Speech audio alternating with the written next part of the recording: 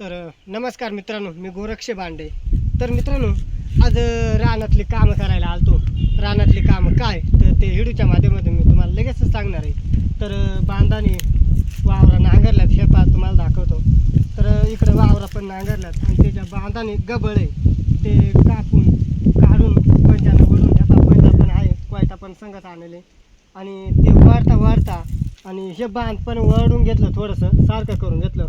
लय ढासळलं होतं ते बांध. तर मित्रांनो, आता आम्ही आलो वरच्या वावरामध्ये.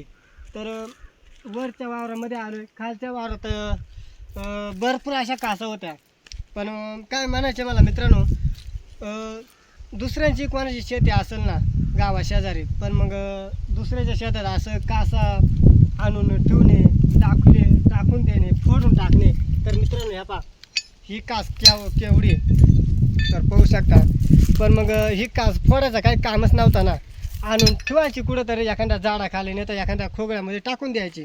तर इकडं वरती पहा एवढे भरपूर अशा कासत आहे.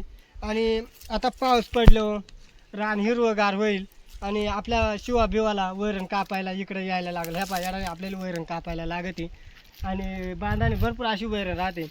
माणूस गाय आलं, कासव जर पाय पडलं, पावसाचा दिवस राहत होती, तर ह्या पहा आता एवढी मोठी कास म्हणजे पाय किती चरक्यान कापल.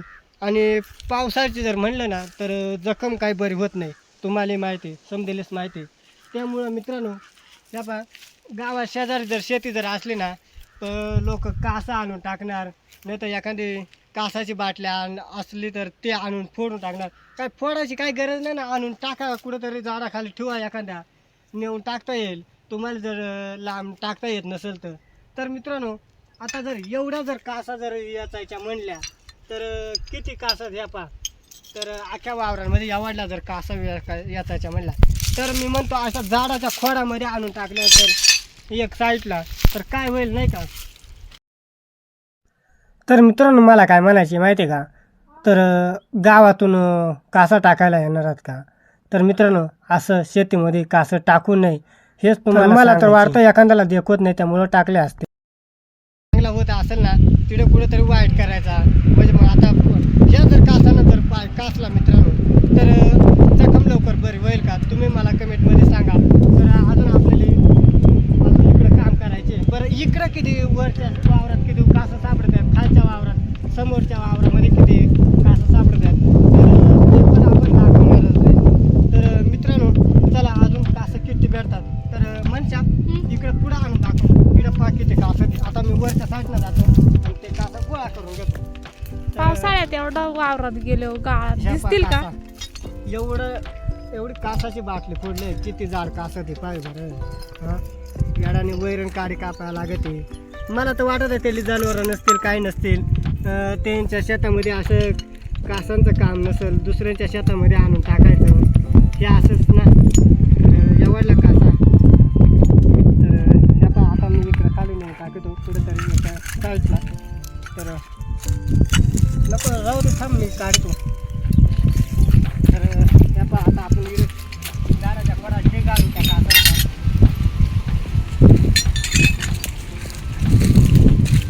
एवढ्या कासा तर झाडाचा खोडच भरला भाऊ, असा कुठं राहत होता. लय 8 किलो का आमची वाली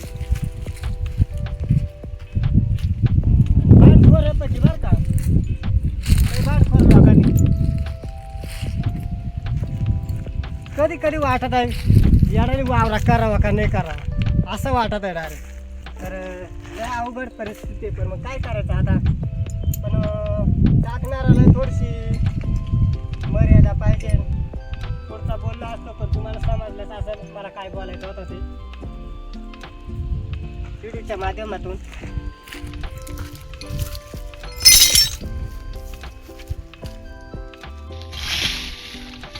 कर गोळा सांगाल का कासा भिस्ता पे बरं का, काय खरं नाही. दरवर्षी किती कासा काढायला लागते आता किती नाही एक. हां ना, तर एक वर्षी आहे ना तुम्हाला सांगतो असाच वरच्या वावरामध्ये आऊत धरलं आणि त्या वावरामध्ये कास होते. तर आपल्याकडे बैल होतं बरं का मित्रांनो. तर जेव्हा कासानं पाय कापला तर तुम्हाला सांगतो अवधारासुद्धा नाही माणूस कोणी. तर असाच एक आपला दगळे मामे म्हणून त्याला बोलावला आणि मी गेलो घरी निघून. त्याला म्हणला नांगर नाही तर ठेवू. आणि माणसं पण होती बरं का आपल्या का भात लावायला. तर लावगडीसाठी माणसं असताना सुद्धा मी घरी निघून गेलो. तर एवढा बेकार पाय कापला होता. तर दगळे मामा आणि मधली मावशी पण होती तवा आवायला. मग दगळे मामा नसते आऊ धरला चिकल बिकल करून. आणि मग आऊ सोडून बाईला पण घरी आणून मांडले होते आपल्याला.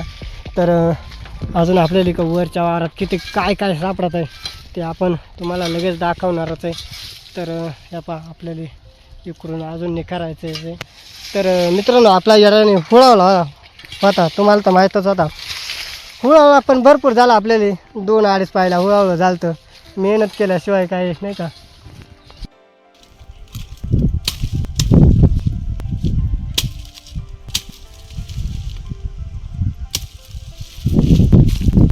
सायर ती राहू द्या.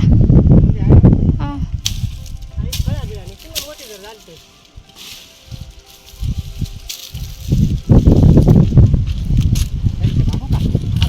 हा टाका ते.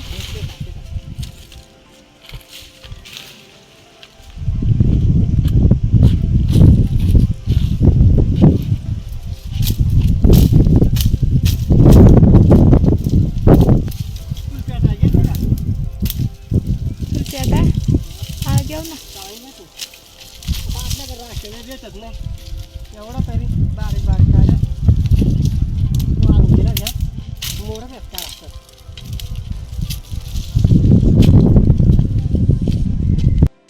बरं झाला बाटलीवर आणले.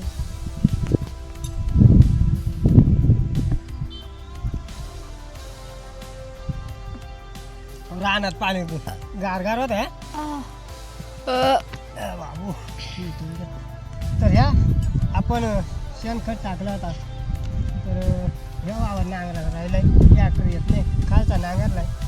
पण मित्रांनो काय करायचा त्या पा डग निघालं काही गोळा होऊन ते करून नाही गेलं ते. आणि रोपा पेरल्यात पा बारी एक दाणासुद्धा उतरा मार्ग नाही. पाऊसच नाही काय करणार. पाऊस आता मागं 8 दिवस झालं फक्त 2 दिवस याचा नाटक केला आणि पाऊसच नाही काय करायचा. तर म्हणलं आता हे बारीक बारीक झालं थोडासा खोऱ्यानं वडून घ्यावा नाही का. थोडंसं जाडजूड करावा. तर हे काय असं बारीक बारीक झालं ते पाणी उलटत आहे ना त्याच्यावरून. तर आता मी चला घेतो वडून थोडंसं. तर ह्या खत आहे थोडासा इकडे घेतो साईडला वडून. म्हणजे मग आपल्याला मातीच घ्यायला काय ना म्हणे. हा खत काला वावरातून बाहेर टाकायचा नाही का. मातीचा दंग लावू आपण.